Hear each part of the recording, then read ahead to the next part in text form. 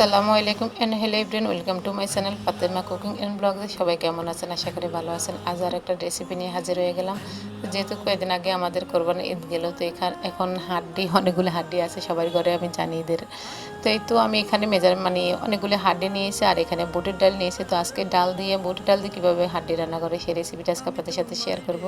এখানে 2 কাপ হাড্ডি নিয়েছি, 1.5 টেবিল চামচ হলুদ গুঁড়া, মরিচ গুঁড়া 1.5 টেবিল চামচ করে নিয়েছি, 2 টেবিল চামচ ধনিয়ার গুঁড়া নিয়েছি, 2 টেবিল চামচ জিরার গুঁড়া নিয়েছি, আর এখানে 4-5টা এলাচ নিয়েছি, তারপর 2টা তেজপাতা নিয়েছি, 3-4টা লং নিয়েছি, 2টা গোলমরিচ নিয়েছি, মেজারমেন্ট কাপে 2 কাপ পেঁয়াজ নিয়েছি। আর এই তো সবগুলো পরিমাণ মতো নিয়ে নিলাম। আর এখানে পরিমাণ মতন সাদা সয়াবিন তেল সেটা দিয়ে দিলাম। আর এখন তেলটা গরম হওয়ার সাথে সাথে এলাচ, দারচিনি, তেজপাতা সবগুলোই দিয়ে দিলাম এখানে।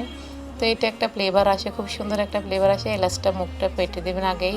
আমি মুখটা খুলে রেখেছি, না হলে দেখা গেছে অনেক সময় তেলের মধ্যে ফুটে গায়ে আসে।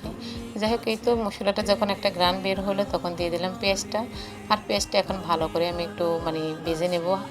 আদা বাটা ভাজা যেটাকে বলা হয় আর কি, সেটা আবার নরম করে নেব। আর এই তো পেঁয়াজটা বেশি ভাজবো না। আর এখন দিয়ে দিলাম এখানে প্রায় 3 টেবিল চামচের মতন আদা বাটা দিয়ে দিলাম। এখন দিয়ে দেবো 4 টেবিল চামচের মতন রসুন বাটা। রসুন বাটাটা একটু পরিমাণ বেশি দিতে হয়। দিয়ে দিলাম আদা রসুন দুইটাই বাটা, আর স্বাদ মতন লবণ। আর এখন যেই মরিচের গুঁড়াগুলো নিলাম, মরিচের গুঁড়া, হলুদ গুঁড়া, ওগুলো কতটুকু করে নিয়েছি সেটা তো বলেই দিলাম। আর সবগুলো মশলা এখন দিয়ে দেবো একসাথে একে একে করে, যখন পেস্টটা একটু হালকা নরম হয়ে আসছে। আর মরিচের গুঁড়া নিয়েছি, এটা আপনারা জাল যেরকম খান। আমি এখানে 1 টেবিল চামচ নিয়েছি মরিচের গুঁড়া, 1/2 টেবিল চামচ নিয়েছি হলুদ গুঁড়ো। এখন সবগুলো মশলা একসাথে কষিয়ে নেব বা নাড়াইয়ে নেব আর কি তেলের সাথে। যখন তেলটা উপরে চলে আসবে তখন জল দেবো। আর এই তো হয়তো দেখে বুঝতে পারতেছেন আমি কীরকম করে রাঁধছি। আসলে রান্নাটা যে কোনো জিনিস শেখার বিষয়টা হয়েছে চোখের দেখা, বলে করা যায় না বা শেখা যায় না। যাই হোক, মশলাটা যখন কষানো হয়ে গেছে এখন একটু পানি দিয়ে দিলাম, দিয়ে আবার একটু কষিয়ে নেব তেলটা উপর আসা পর্যন্ত। এখন একটু ঢাকনা দিয়ে ডেকে তেলটা উপর আসা পর্যন্ত রান্না করব। আর এই তো দেখেন, হয়তো বুঝতে পারতেছেন কীরকমভাবে আমি কষিয়ে নিচ্ছি আর কি। তেলটা যখন উপরে চলে আসবে তখন মশলাটা পুরোপুরি কাঁচা গন্ধ চলে যাবে গায়ে থেকে। সব মশলার একটা গায়ে গন্ধ থাকে, তো এই জন্য আমি মশলাটা ভালো করে কষিয়ে নিচ্ছি। আর হয়তো দেখে বুঝতে পারতেন, দেখেন তো কী সুন্দর হয়েছে, তাই না? কালারটা দেখে বুঝতে পারতেছেন কীরকম হয়েছে। তেলটা একদম পুরো চলে আসছে।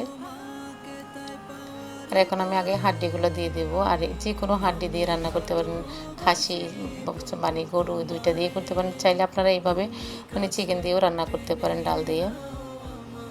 আর এই তো দেখেন, আমি এখন ভালো করে হাড্ডিগুলো কষিয়ে নেব। এই রেসিপিটা অনেক ভালো লাগে খেতে। এভাবে ডাল দিয়ে রান্না করলে চাইলে আপনারা নান, তারপর রুটি, পরোটা, ভাত, সাদা ভাত সবটার সাথে খাওয়া যায়। খুবই ভালো লাগে এইভাবে রান্না করে খাইলে। আপনার বাসায় রান্না করে খেয়ে দেখবেন কেমন হয়েছে, সেটা অবশ্যই কমেন্ট বক্সে কমেন্ট করে জানাতে পারেন আপনারা। এই তো ভালো করে আবারও এইভাবে অনেকবার কষিয়ে আমি রান্না করব একে একে। অর্ধেক হাড্ডি সিদ্ধ হয়ে যাবে আমার কষানোর মধ্যেই। আমি কিন্তু এখনও জল দিই নাই। হাড্ডির মধ্যে যে জল ছিল বা মাংসের মধ্যে যে জলটা ছিল, যে পানিটা, সেই পানিটা বের হবে আস্তে আস্তে। আর মাংসটা আমার সিদ্ধ হবে। আমি একদম হাই হিটে না, লো আছে থেকে একটু ভাড়াইয়ে দিয়ে আমি হাড্ডিগুলো রান্না করতেছি। দেখে হয়তো বুঝতে পারতেছেন কীরকম হচ্ছে। আমি এখনও বারবার লাড়াবো, আর এইভাবে অনেকক্ষণ চুলা কমিয়ে দেখা গেছে যে হাড্ডিগুলো সিদ্ধ করে নিয়েছি। আর এখন পরিমাণ মতন একটু জল দিয়ে দেবো, বেশি জল দেবো না, যেহেতু আমার মাংসগুলো হয়ে গিয়েছে। এখন আমি অল্প জল দেব, দিয়ে আবার একটু কলকা নাবো। তারপর আমি ডালটা দিব, কারণ এখন আমার ডাল দেওয়ানোর সময় হয়ে গেছে। কারণ যেহেতু আমি আগে কষানোর মধ্যে অনেকটা সিদ্ধ করে নিয়েছি, আবার জলের মধ্যে অনেকটা সিদ্ধ হয়ে গেছে।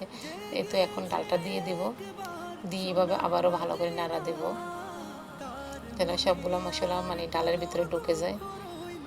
আর হয়তো দেখে বুঝতে পারতেছেন এখন কীরকম সিদ্ধ হয়ে গেছে। এই যে আমি কিন্তু আর কোনো জল দেবো না, এই জলে কিন্তু আমার মাংসটা ডালটা সিদ্ধ হয়ে যাবে, মাংসটা হয়ে যাবে। দেখে হয়তো বুঝতে পারতেছেন কীরকম হয়েছে।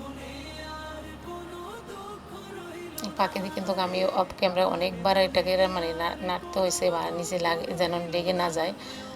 এই তো দেখেন, এখন এই তো একটু পানি দিয়েছে। আমার ডালটা একটু সিদ্ধ হয় নাই, কম হয়েছে, তো এই জন্য 1 কাপ পানি দিয়ে দিলাম এখানে, বা সিদ্ধ হওয়ার জন্য যতটুকু পানির দরকার ছিল অতটুকুই দিলাম। দিয়ে আবারও ঢাকনা দিয়ে রান্না করে নেব। আর এই তো দেখে হয়তো বুঝতেই পারতেছেন কীরকম হয়েছে। এইভাবে বাসায় রান্না করে খেয়ে দেখতে পারেন। আর আমার মনে হয় আপনাদের কাছে ভালো লাগবে এই রেসিপিটা। যদি রেসিপিটা ভালো লাগে অবশ্যই একটা লাইক দেবেন। যদি বেশি ভালো লাগে ফ্যামিলি এবং ফ্রেন্ডসের মাধ্যমে শেয়ার করে দিতে পারেন। আর এই তো দেখেন আপনাদের সামনে আমি পরিবেশন করে দেখা যাচ্ছে, আপনারা আরও একটু শুকাইতে পারেন কিংবা আর একটু জোরও রাখতে পারেন। তো আজ এই পর্যন্ত, সবাই ভালো থাকেন। আল্লাহ হাফেজ, আসসালামু আলাইকুম।